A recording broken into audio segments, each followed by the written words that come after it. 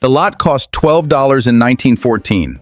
By 1956, that same square footage was being sold by agents in white suits to families from Ohio who had never seen the Atlantic. The heat in Miami in August is not the heat of a normal summer. It is humid, dense, stuck to the skin like wet fabric. You feel it before you see it. The breeze exists, but it does not cool you down. It moves the hot air from one side to the other as if it were rearranging the problem. It was in that heat that in 1956, thousands of Americans were signing contracts to buy a piece of paradise. What no one mentioned in the contract was this: that paradise did not exist 30 years earlier, not in the geographic sense, not in the sense that it was undeveloped or unpopulated, in the literal sense. The land beneath those hotels, those palm trees, that white sand that Life and Look magazines displayed in double-page spreads, that land had been dredged from the ocean floor by a single man with machines between 1913 and 1920. Miami Beach was manufactured, and the real estate bubble that manufacturing created had already burst once, violently, with mass bankruptcies, with a hurricane that destroyed in one night what had taken a decade to build. That happened in 1926, 30 years before 1956, before any one of those buyers from Ohio had signed anything. The story I am going to tell is not about Miami as you know it. It is about what was underneath. In 1956, an American middle-class family, with a father working in manufacturing, earned between $4,000 and $5,000 a year. On that salary, they could buy a new car, pay a mortgage in a suburb of Cleveland or Pittsburgh, and if they were ambitious, receive in the mail an orange envelope with color photographs of palm trees, turquoise swimming pools, and smiling couples in swimwear strolling along beachfront promenades. The envelope said, "Miami Beach. Invest now. Appreciation guaranteed." It was not a vague promise. It was a statement printed on glossy paper, signed by licensed brokers, backed by agencies with a bank-sounding name and a real address. Life magazine had published Miami Beach across 16 different pages between 1950 and 1955. The city appeared in films. It appeared in songs. Frank Sinatra had been at the Fontainebleau Hotel in 1954, and the photograph had run in newspapers from Chicago to Los Angeles. That was how the dream arrived, by mail, through a magazine open on the living room table, through the radio playing while dinner warmed on the stove. The man who received that envelope in 1956 did not know he was buying the same promise another man had bought in 1922, with the same words over the same sand, and that the man from 1922 had lost everything. But that comes later. First, you need to understand how that sand got there. Carl Fisher was not an architect. He was not an urban planner. He was nothing you would expect from someone who created one of the most photographed cities of the 20th century. He sold automobile headlights. In 1913, Fisher sold his headlight company to Union Carbide for $9 million, roughly $268 million in today's value. He was 39 years old. He had more money than he knew what to do with. And he had seen years earlier, on a vacation to southern Florida, a piece of waterlogged land covered in mangroves, infested with mosquitoes, with no road, no bridge, no name that mattered. Others saw swamp. Fisher saw beach. The problem was there was no beach. There was a sandbar covered in mud between Miami and the Atlantic. To build the paradise he had in mind, Fisher first had to manufacture the land it would sit on. He financed the dredging of Biscayne Bay. Machines sucked sand and sediment from the bay floor and dumped it over the mangroves, yard by yard, year by year, between 1913 and 1920. The bridge that would connect Miami to the island was still unfinished. Fisher lent money to the original builder, John Collins, who had run out of funds at 75 years old, and received in exchange 200 acres of land that did not yet physically exist. He bought land that was underwater, and then he built it. The comedian Will Rogers summarized Fisher years later with surgical precision. Fisher was the first man to discover that there was sand under the water, sand enough to hold a real estate sign. He made the dredge a national emblem of Florida. In 1920, fewer than 1,000 people lived permanently in Miami Beach. By 1925, the local population had grown 440%. Fisher had put up billboards of women in bikinis in New York City. He had installed an illuminated sign in Times Square that read, "It's June in Miami." He had brought an elephant named Rosie to carry the golf bags of President-elect Warren Harding in 1921, and the photographs ran in newspapers from coast to coast. The entire world found out about Miami Beach. And then the buyers came, by the thousands, by car along the Dixie Highway that Fisher himself had built from Michigan to Miami. What Fisher built over that dredged sand was real. The hotels, the streets, the bridges, physical structures, concrete and wood. What he sold alongside them was something else. What he sold was the certainty that it would never stop being worth more. In 1922, the Miami Herald became the heaviest newspaper in the United States. Not because of journalism, because of real estate advertisements. The Florida real estate boom in the first half of the 1920s was one of the greatest speculative manias in American history. It was not sophisticated speculation. It was anyone with a little money in their pocket buying lots they had never seen, in towns that sometimes did not exist, reselling the right to purchase before even paying the deposit. They were called binder boys, young contract salesmen who walked the streets of Miami with lot reservation documents, the so-called binders, and resold them for profit within hours. The same lot could change hands 4 or 5 times in a single day. Nobody was building anything. Nobody intended to. The business was the promise, not the land. In 1925, prices quadrupled in less than a year. An elderly investor bought a piece of land for $1,700 and sold it for $300,000 a few months later. The story spread across the entire country. And it was exactly the kind of story that destroys a market, because it convinces the last buyers that the train has not left yet. The train had already left.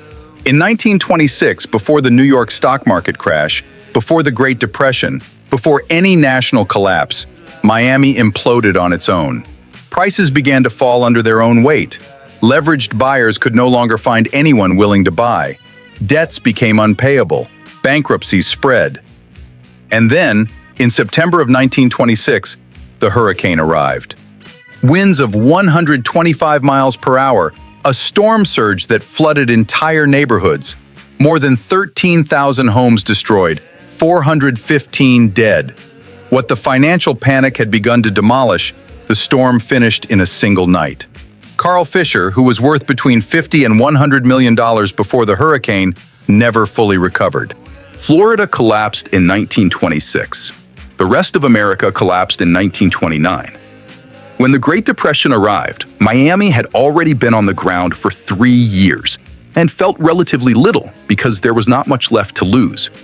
That is what the documents show. The popular version, the one from the 1956 magazines, the glossy paper advertisements, the agents in white suits along the seaside promenade, that version mentioned none of this. It did not mention the bubble. It did not mention the hurricane.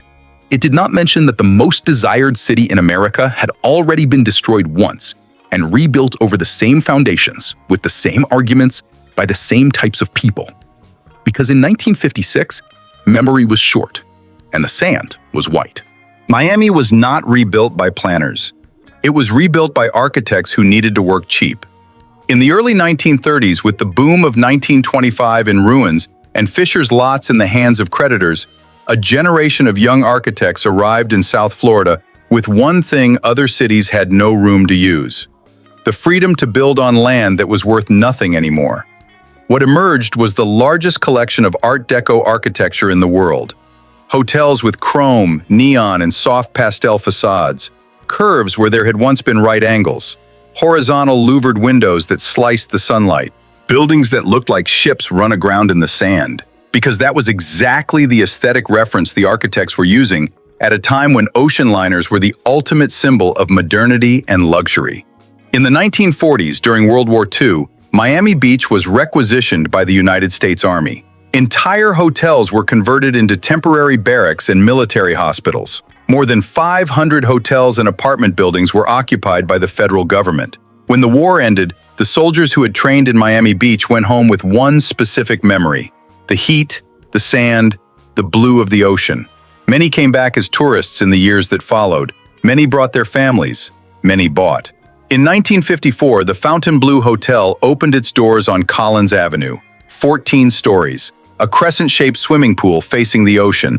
A design by Morris Lapidus, an architect that serious critics despised and the public loved with irrational devotion. Lapidus once said that people don't want architecture, they want theater. The Fontainebleau was pure theater.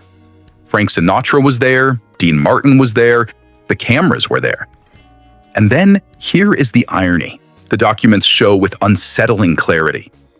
The real estate brokers circulating through Miami Beach in 1956, selling lots to families from Ohio and Indiana with arguments of guaranteed appreciation and eternal paradise, were using the same phrases, almost word for word, that the Binder Boys used in 1924. The newspapers of 1924 ran advertisements with language identical to the brochures of 1956. The promise was the same. The mechanism was the same. The memory of what had happened in between apparently did not exist. The sand beneath the Fontainebleau was the same sand Fisher had dredged from the floor of Biscayne Bay 40 years earlier. Literally the same landfill, now covered in neon, Italian marble, and magazine photographers. The middle-class investor who arrived in Miami in 1956 with his orange envelope and his down payment check was buying, without knowing it, over a double floor: the physical floor, the manufactured sand, and the historical floor, the promise that had already broken once. He looked at the contract on the table. The broker smiled. The ceiling fan turned slowly, and he did not know what that contract was not saying. 2/3 of all properties sold during the Florida real estate boom were sold by correspondence, to buyers who had never visited the land. In 1956, the mechanism was more sophisticated, but the logic was the same. The broker was not selling land. He was selling confidence.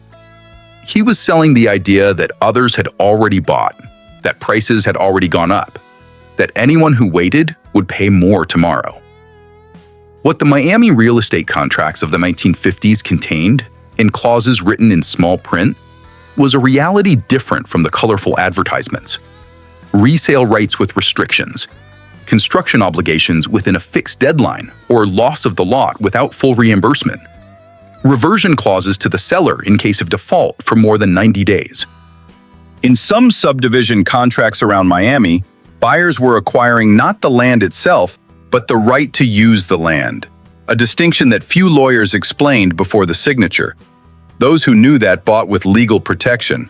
Those who did not bought on faith. The difference between the investor who got rich in Miami in the 1950s and the one who lost was not the lot he chose. It was whether he had a lawyer who read the document before signing. Some did get rich, in fact. Miami kept growing in the decades that followed, and lots bought in 1956 for a few $1,000s came to be worth fortunes before the end of the century. But that growth was not inevitable. It was the result of a series of political decisions, federal infrastructure investments, and the massive arrival of Cuban immigrants after 1959, who reinvented the city for the third time. None of that was in the orange envelope.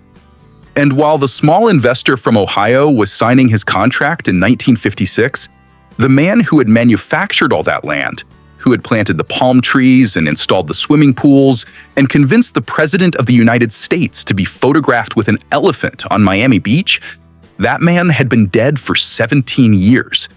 Carl Fisher, bankrupt. But that, most people did not know either. Carl Fisher died in July of 1939 in a rented apartment in Miami Beach. Not in a mansion, in a rented apartment.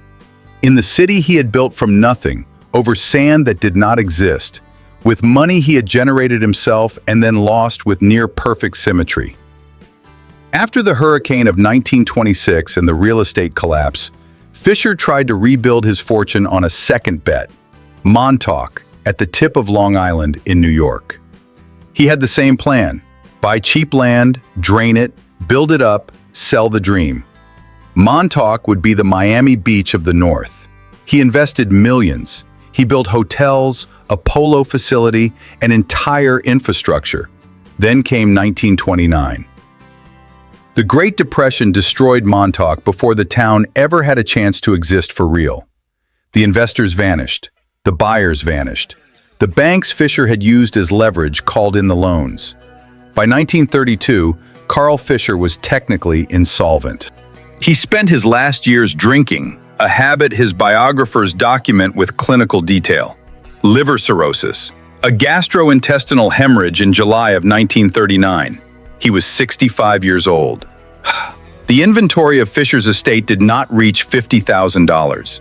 A man who had moved more than $100 million through his projects over a lifetime left behind less than the price of an average lot in Miami Beach the year he died. The hotels he had built were sold off by creditors. The streets he had named were renamed. The bridge he had financed, the Collins Bridge, later replaced by the Venetian Causeway, still carries to this day the name of John Collins, the man Fisher lent money to in 1913. Not the name of the one who paid the bill. Look for Fisher on the main avenue signs in Miami Beach today. You will not find it. There is a Fisher Island, the separate island south of Miami Beach, originally part of the dredging project. Fisher received it as payment on a debt from the millionaire Dana Dorsey, then sold it to automobile magnate Alvin McCauley, after which it passed through other hands. Today, it is one of the most exclusive and inaccessible addresses in the United States, a gated community reachable only by ferry or helicopter, with per square foot values among the highest in the country. Carl Fisher never lived there. The irony has a specific geometry. The man who invented America's most desired paradise died renting a room in the paradise he invented, while others grew rich on the sand he had dredged. That is what the documents show. Carl Fisher's original landfill is still there, under Collins Avenue, under the Fontainebleau, under the swimming pools of five-star hotels, the glass-walled condominiums, the bars where drinks cost $40. The same sand and sediment that machines sucked from the floor of Biscayne Bay between 1913 and 1920 still physically supports all of it. The middle-class investor who signed a contract in 1956, in many cases, did not live to see what that lot became. Values exploded later, in the turn from the 1970s to the 1980s, when Miami was reinvented for the third time by the arrival of Cuban immigrants and the money that transformed the city into a financial hub of the hemisphere. Those who kept the paperwork, or whose children kept it, harvested fortunes their fathers never imagined when they signed. Those who sold early, out of fear, or who never understood what they had bought, lost. Lincoln Road, which Fisher had built as the great commercial boulevard of Miami Beach, still exists. Today, it is one of the most active pedestrian streets in South Florida, with restaurants, galleries, and shops that charge rents Fisher could not have paid in the final years of his life. Carl Fisher is buried at Woodlawn Park Cemetery in Miami. No personal monument, no statue on the avenues he named. What physically remains of this entire story is the land itself. Miami Beach did not exist before 1913. It was manufactured by a man who had $9 million, an outsized vision, and the conviction that enough sand, pushed hard enough, could become paradise. He was right, and he was the last person to profit from it. The sand on the beach at Miami Beach is not natural. It never was. You can go there today, take off your shoes, feel the sand between your toes, and be touching the result of a dredging operation started over 100 years ago by a headlight salesman from Indiana who bet everything on an island that did not exist. He won the bet. The bill came later.